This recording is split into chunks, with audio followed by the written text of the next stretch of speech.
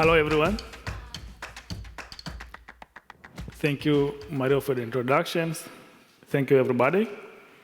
So, as the introduction, I was born in Daradakati village, a small village in Tanzania. I am 36 years old, married, and I have 3 kids. Before I begin, let me apologize for reading my speech. I am still improving my English, and I want to be clear as possible. So, from early age, I had one big dream to go to university. I was determined to get there, not realizing that only or less than 10% of the children in rural Tanzania ever make it. My journey here was long and very, very difficult. It was required tremendous resilience, dedication, discipline, and perseverance.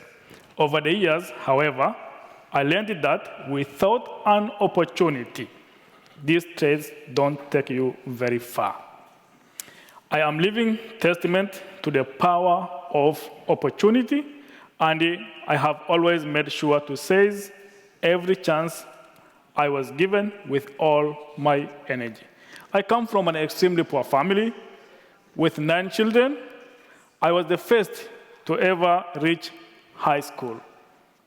Our house had mud walls, dirt floor, glass roofing, no electricity, no water, and no furniture. We slept on the floor, and my mother's income was only $200 per year, and the school tuition for one child cost half of that. In Tanzania, after each stage of schooling, there are national exams, and if you fail, your education ends. Sadly, only about 30% of the students pass each stage. And beyond academic, many families cannot afford tuition or need their children to work, or early marriage. Significantly less than 9% reach the high school. Schools in Tanzania are very poor, and the classrooms are extremely overcrowded. It is very common for the school, for teachers, for the class to have 100 students per 1 teacher. It's very common. So I started grade 1 directly when I was 10 years old. And the schools in Tanzania are very poor. There are no supplies. So we wrote letters on the dirt floor because there were no supplies, as I mentioned. I finished the primary school due to my Anna teacher, Marfa, who provided me with a needed school material. 12 of us passed the exams, and the 19 did not continue their education. The school started at 7 a.m. and it finished at 4:30 p.m., often an empty stomach, since most families had only 1 meal a day. After class, I had to work on the farm. I was determined. I raised the goats and the chicken to pay for my studies.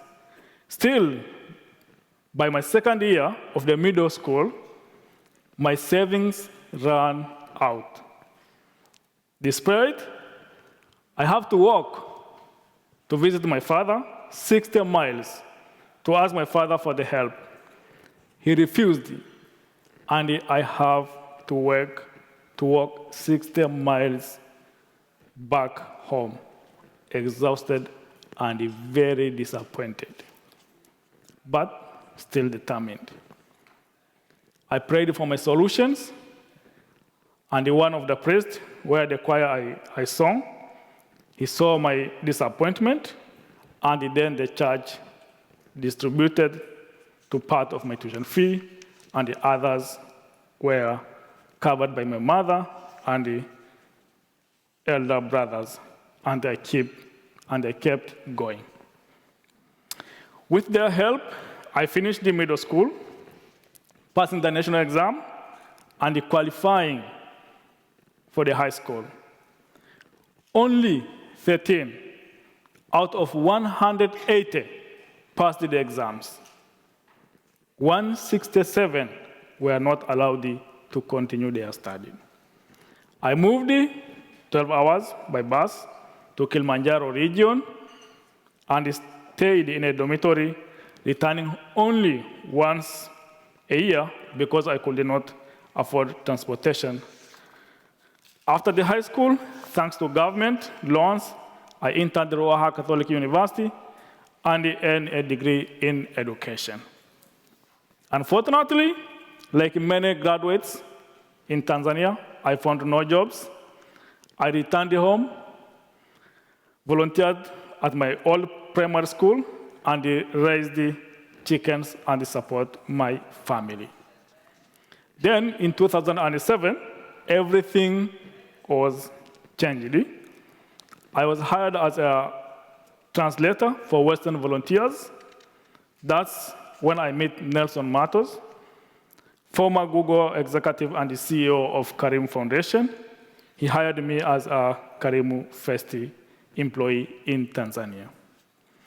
Through Karimu, I learned financial services, farming innovation, computer skills, project management, and many others. Karimu did not change only my life. Karimu transformed my entire community. We provide a clean water for every family, saving 4 hours per day previously spent for fetching water. We build modern bathrooms with excellent bathrooms. We build modern schools with excellent bathrooms, dramatically raising the school performance. When we started, less than 9% children finished high school in Ayalagaya.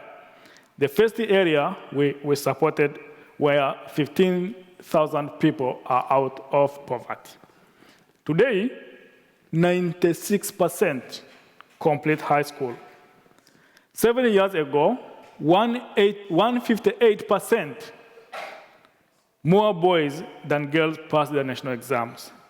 Now, girls outperform boys because of the exclusive bathroom and the menstrual pads provided.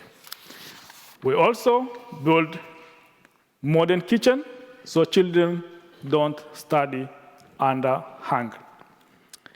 For an example, the secondary school of Ayalagaya, one of the communities supported where I come from, it was been in the position of 3,236 in the national ranking of public school to the position number 3 in 2023. Yes, the third best public school in the whole country. In our health projects, we fully rebuilt health clinics. Our health system now has one of the highest child vaccination rates in the world.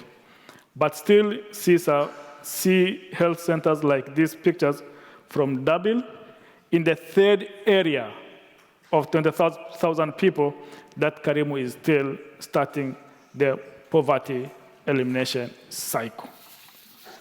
We introduced the profitable crops like vanilla, avocado, teaching farmers to raise chickens, improving family income by 100% in 9 months and reducing poverty dramatically.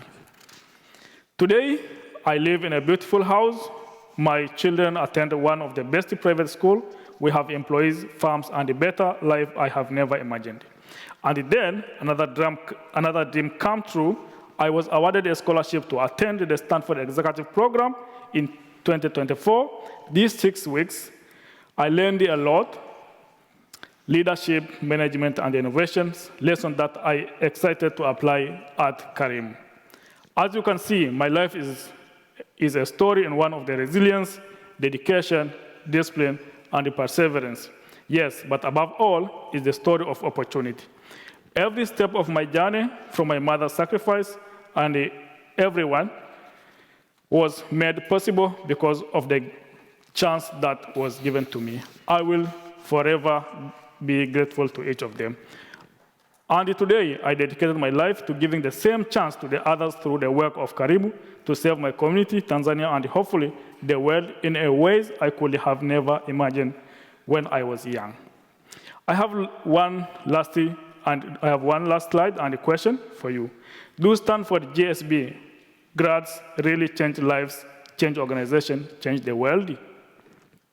Because of the SEP aluminum donation, I am doing my part, changing lives in Tanzania. Let's keep the funding for the next scholarship alive. They will help to change more lives, change organization, and change the world, even if it is one village at a time. Thank you very much. Stay. Thank you very much, Shau. And we are here. This is not the one. There you go. Thank you very much. There's an award, well deserved. Give another applause. Voila.